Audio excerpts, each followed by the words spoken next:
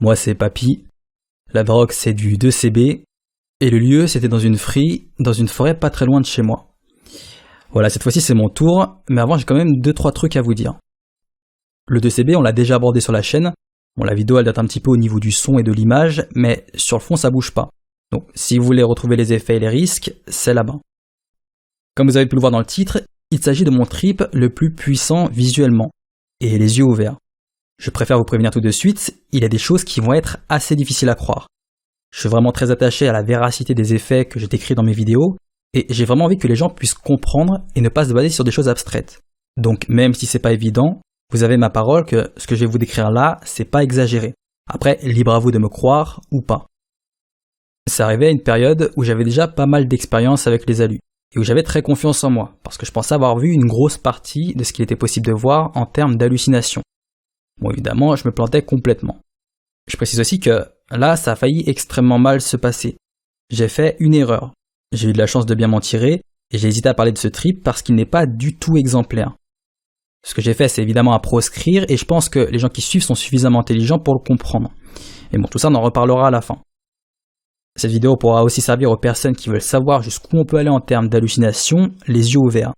Il ne me semble pas avoir vu beaucoup de TR qui décrivaient des effets beaucoup plus forts, je précise les yeux ouverts et avec du 2CB, aussi fort oui, mais beaucoup plus non. En tout cas, sans combinaison et du côté français.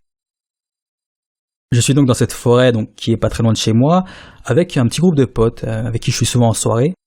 En gros, c'est une très grande forêt avec des plaines un peu partout. Et là où on est, donc dans une plaine, il y a une Seine, et la Seine est située entre la limite de la plaine et de la forêt, donc un peu au milieu. Au niveau de cette plaine, il y a des buttes, des trous, le terrain n'est pas droit. Au niveau de la Seine et de la forêt, il y a pas mal de décors psychédéliques dans les arbres, il y en a même beaucoup. Et du coup, le lieu est super agréable visuellement, et en plus, il y a une très bonne ambiance. Au niveau de mon état psychologique, à ce moment-là, je suis plutôt très bien dans ma tête. Voilà, le 2CB, je connais un petit peu, j'ai eu une dizaine d'expériences avant avec. Enfin, je pensais bien le connaître, au final pas du tout. Mais sur le coup, je me pose pas trop de questions.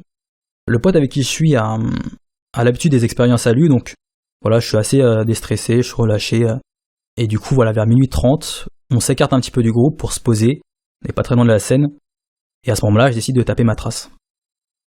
Bon, on arrive au moment où je fais ma connerie, je fais une trace absolument énorme, je sais pas ce qui se passe dans ma tête. Mon pote, qu'on va appeler A pour que ce soit plus simple, me regarde et me dit « Mais mec, t'es en train de faire une trace monstrueuse, là, t'es au courant ?» Et je fais « T'inquiète mec, ça va bien se passer, je vais gérer ça tranquillement. » Il me regarde et il me dit « Bon écoute, s'il y a un problème, je suis là, je vais t'accompagner un petit peu pour voir comment ça se passe, et s'il y a le moindre truc, tu me dis. » Moi, j'ai pas eu à attendre très longtemps parce que même pas 1 minute 30, 2 minutes après, enfin c'était très court, il y a une sensation horrible qui parcourt tout mon corps, un peu comme une crise d'angoisse en fait, j'ai l'impression de suffoquer, et la montée, elle est extrêmement violente. En gros, j'ai l'impression de me prendre une patate de Tyson dans le ventre. Ça me coupe le souffle et ça déclenche une tachycardie. En gros, c'est le cœur qui bat super vite. Je suis littéralement cloué au sol et j'ai l'impression que je vais mourir. Ah, il commence à voir ma tête et là il se dit « Ouh putain, il y a un problème », il essaie de me rassurer. Mais à partir de ce moment-là, en fait, il n'y a plus rien qui existe. C'est juste moi et mon esprit en train de me dire « Qu'est-ce que tu viens de faire mec ? Putain, t'es trop con, tu vas claquer en plein milieu d'une forêt pour rien. Qu'est-ce qui s'est passé quoi ?» Bon, je suis clairement dans une situation où là, si je me laisse embarquer par mon esprit un peu négatif, pour moi c'est la mort psychologique, je me dis ça y est, je vais claquer. Donc là, je rentre un peu en mode survie, c'est-à-dire que en fait j'ai plus le choix, faut que j'applique les règles pour sortir du bad trip, positiver, essayer de se concentrer sur sa respiration, etc. On dit ça a l'air facile, mais sur le moment c'est super compliqué, mais c'est tout ce qui me reste, donc c'est ce que j'applique. Pour décrire ma vision, elle est super floue, je vois plus rien, tout est un peu sombre, un peu noir. Donc vraiment, là je rigole, mais c'est rien que d'y penser là, compliqué. Bon, il y a à peu près 5-6 minutes d'enfer qui s'écoulent. Au bout d'un petit moment, je commence à voir des formes au-dessus de ma vision, donc au-dessus de cette vision floue, des formes un peu psychées, pas très nettes, mais un peu colorées. Et en fait, ça me permet de détourner un peu mon attention de ce qui est en train de se passer, c'est-à-dire de ma respiration, de ma tachycardie, etc. Parce que, je sais pas, on prend des hallucinogènes à la base pour voir des trucs un peu colorés, donc là j'étais content d'en voir. Et je me concentre un peu dessus. Petit à petit, plus je me concentre dessus, plus j'oublie la pression que j'ai sur le torse, plus j'oublie ce qui est en train de m'arriver sur le moment. Et plus je me concentre dessus, plus je vois ces formes qui sont en train de s'intensifier, les couleurs commencent à s'intensifier, à devenir de plus en plus nettes. Et petit à petit, ma vision commence à perdre un peu le brouillard qu'il y a par-dessus. Mon cœur commence à ralentir, ma respiration aussi. Et en fait, je commence à comprendre que là, c'était une montée, que j'avais pas réussi à la gérer, qu'elle était beaucoup trop forte. Et que je commence à un peu plus me stabiliser, quoi. Les minutes passent, mon état s'améliore. Et en fait, je capte que je viens d'esquiver un truc qui aurait pu être assez triste pour moi.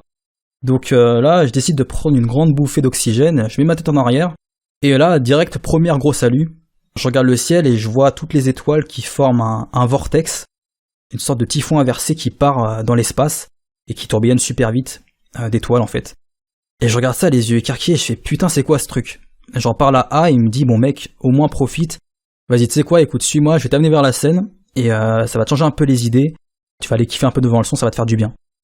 Bon là il me soulève, il me tire la main, il m'amène vers la scène, moi je marche comme si j'avais 4 grammes dans le sang, en plus le terrain est pas droit donc une vraie galère, et arrivé sur les 2-3 derniers mètres, en fait comme je vous ai dit il y a des creux dans le terrain, et d'un seul coup je mets un pied, il y a un petit caillou qui tombe dans le creux, et il y a une espèce, donc là deuxième gros salut, incroyable, de gouffre, mais un vrai gouffre, la Indiana Jones, un truc qui se creuse dans le sol comme ça, sans fond, qui apparaît sous moi, et littéralement un pont qui relie la colline où je suis à la scène en face, donc là où il y a le son quoi.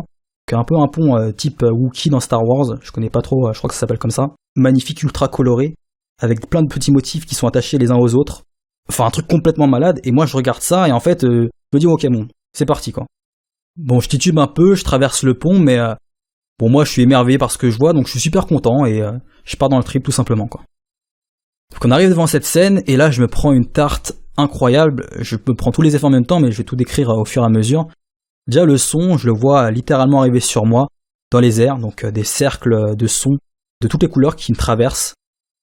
Les arbres, les gens, le sol, l'herbe, absolument tout ce que je vois dans mon champ de vision est composé de plein de motifs psychédéliques emboîtés les uns dans les autres, un peu comme une mosaïque, mais ces motifs ont des couleurs différentes, ont des intensités différentes, il y en a qui sont fluorescents, enfin c'est un paysage impossible à décrire. Enfin si c'est possible, et d'ailleurs j'en ai déjà parlé sur la chaîne, ça s'appelle des Machinescape. J'en ai parlé dans la vidéo 2CB et dans la vidéo DMT. Je l'ai bien détaillé dans la vidéo DMT, donc pour ceux qui sont intéressés par cet effet-là, je vous conseille d'aller la voir. Je vais en reparler juste après, mais en fait ce qui se passe en même temps, c'est que A me regarde, et je le regarde et je fais mec, t'imagines même pas ce que je suis en train de voir, et à peine je dis ça, je regarde sa tête, et avec son sourire, ses bonnes vibes, etc., je vois, alors là, incroyable, je vois des pétales qui se forment autour de sa tête, d'un rose fluorescent énorme qui tourne, et le mec est littéralement en train de se transformer en fleur. Bon alors là, je fais une petite pause. Il y a une histoire assez connue qui revient souvent avec les hallucinogènes, c'est comme les mecs qui sautent du 3e étage quand ils prennent des champis, vous savez, c'est un peu les légendes de rue, c'est les fameux éléphants roses qu'on voit pendant les trips, etc. Vous savez, les trips un peu cartoon auxquels on croit jamais. Et bah là je lui dis mais mec, je suis clairement dans un trip comme ça, enfin je lui en parle, et je lui dis mec c'est clairement un trip de type éléphant rose quoi, c'est un truc en fait que je pensais pas possible quoi. Parce que dites-vous que les hallucinations que je décris là, c'est pas elles sont un peu opaques, c'est pas elles sont un peu effacées, elles sont vraiment ancrées dans la réalité. Tout ce que je vois là, c'est je le vois vraiment comme si je pouvais l'attraper comme ma table là, c'est un truc de ouf. À ce moment-là je me sens assez bien pour aller kiffer devant le son, donc je commence un peu à faire ma vie, à me promener, et du coup la Machinescape dont je parlais tout à l'heure commence à vraiment bouger, toutes les formes qui sont emboîtées les unes dans les autres commencent à flotter et à se séparer, à se désemboîter, à se remboîter. Donc là je parle du sol, de l'herbe, des arbres, des gens. Je pourrais pas donner d'échelle de temps, ça n'a pas été très long, mais c'était ancré dans le réel en 4 dimensions, enfin un truc d'une beauté mais inimaginable quoi. J'arrive devant l'enceinte, donc là il faut toujours s'imaginer que j'ai tous les autres effets en même temps, mais la musique régit énormément tout ce qui se passe autour de moi. C'est-à-dire que si la musique est un peu grave, un peu sombre, le visage des gens va s'affaisser, ils vont limite avoir des têtes de zombies, mais vraiment réellement. Et si la musique est un peu plus claire, un peu plus cool, bah leur visage va se détendre et ils vont reprendre une tête à peu près normale. Il faut savoir que je suis pas en train de flipper ou quoi, je suis très bien, je m'amuse beaucoup de ces effets-là, ça me fait beaucoup rire. Et en fait j'ai conscience que je suis en train de vivre un truc mais incroyable quoi. Bon tout se passe super bien, et d'un seul coup il se passe quelque chose qui va changer absolument tout mon trip. Je sais pas ce qui se passe, je sais pas d'où ça vient, mais j'entends un cri de femme derrière moi. Je sais pas, peut-être une fille qui se chamaillait avec sa copine, ou je sais pas, j'ai pas trop compris ce qui se passait. Mais le cri, il m'a vraiment glacé le sang. C'était très strident, ça m'a, je sais pas, ça arrivait d'un seul coup. Et à partir de ce moment-là, j'ai entendu en même temps, alors je sais pas si j'ai eu une paranoïa ou quoi, mais j'ai entendu le mot police. Et alors là, il y a tout qui est parti en vrille d'un seul coup, en un claquement de doigts, c'est-à-dire que à partir du moment où cette idée est rentrée dans ma tête, toute la lumière autour de moi est devenue rouge, vif. Je voyais dans les bois des lumières clignoter, donc comme des gyrophares de police, et une sorte de lumière rouge qui s'échappait un peu de ce truc-là, un peu comme des flammes qui m'arrivaient dessus. Alors, je voyais pas les flammes en tant qu'hallucination, mais je les ressentais, j'avais l'impression d'être encerclé par des flammes, des gyrophares, et que en fait, il y avait la police qui était en train de débarquer. Donc là, très grosse psychose, je me dis, oh putain, il y a les flics qui arrivent, ils vont me voir complètement déchiré devant le son, je vais finir au poste. Dans l'état dans lequel j'étais, évidemment, on vrille très vite, enfin c'est très spécial, et je commence à me sentir très mal en fait. Et là, plus je commence à réfléchir à ça, et plus je commence à psychoter, mon environnement commence à changer, et là je vais avoir les hallucinations les plus puissantes que j'ai eues de ma vie, je pense. Ancré dans le réel, tout ce que je vais dire là, vous l'imaginez vraiment arriver en fait. C'est pour ça que je précisais au début. J'entends des bruits de chiens, j'entends des hélicoptères, je commence à voir des flashs arriver sur moi. Je me retourne et je vois littéralement des chiens qui arrivent, de la police qui court, donc je sais pas si c'est le GIGN, je comprends pas, les militaires, des hélicoptères qui arrivent avec des filets. Oh putain, mais comment vous voulez que je raconte un truc comme ça? C'est pas possible quoi. En tant qu'un gars qui est dans les halus, je peux pas mentir sur un truc comme ça parce que j'aurais voulu savoir vraiment si c'était possible à l'époque. J'aurais pas voulu qu'on mente sur un truc comme ça, je peux vous le jurer. C'est très spécial à décrire, mais je l'ai vu. Alors je vais vous décrire un peu plus l'hallucination. Je vous la réexplique pour que ça soit un peu plus simple. Elle a duré, on va dire, 5 secondes. C'est assez court, mais elle était complètement ancrée dans le réel. Et vous voyez ce qu'on voit un peu dans les films en général, l'oasis qui apparaît, qui disparaît, qui s'évapore, bah c'était un peu ça. 5 secondes, mais pour moi 5 secondes, je vois ça, premier réflexe, c'est de taper un sprint.